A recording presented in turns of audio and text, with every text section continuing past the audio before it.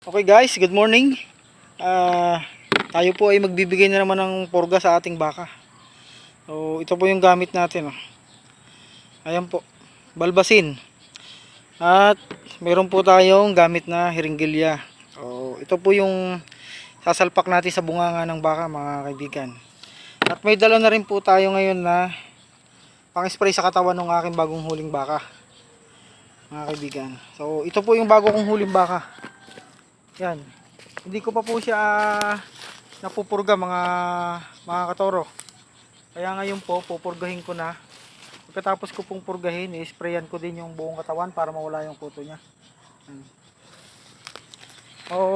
Mahalaga po, mga kaibigan, sa nagbabaka na mapurga na yun yung baka dahil sa mga iniinom niya, kung saan saan lang siya umiinom. So marami po siyang nakukuhang mga parasite na nakakaagaw ng bitamina ng pagkain ng baka. Yun po ay bulate sa kanyang loob ng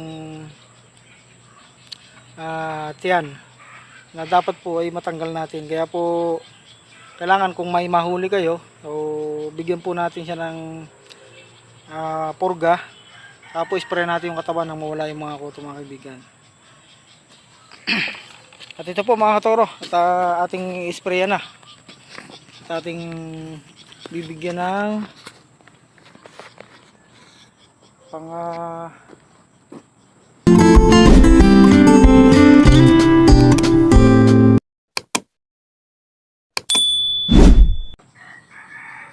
purga.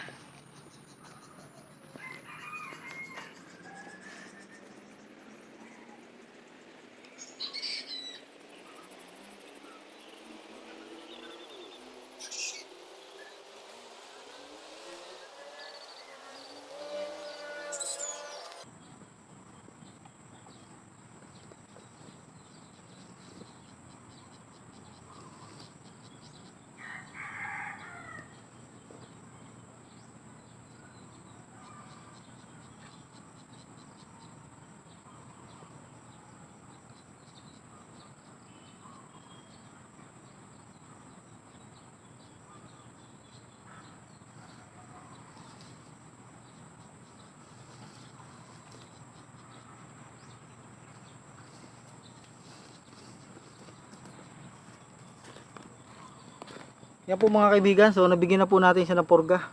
Ito po, na-inject po natin sa kanyang bibig. So ngayon po naman, ang susunod ay i-spray natin yung kanyang katawan para po matanggal yung kanyang mga kuto.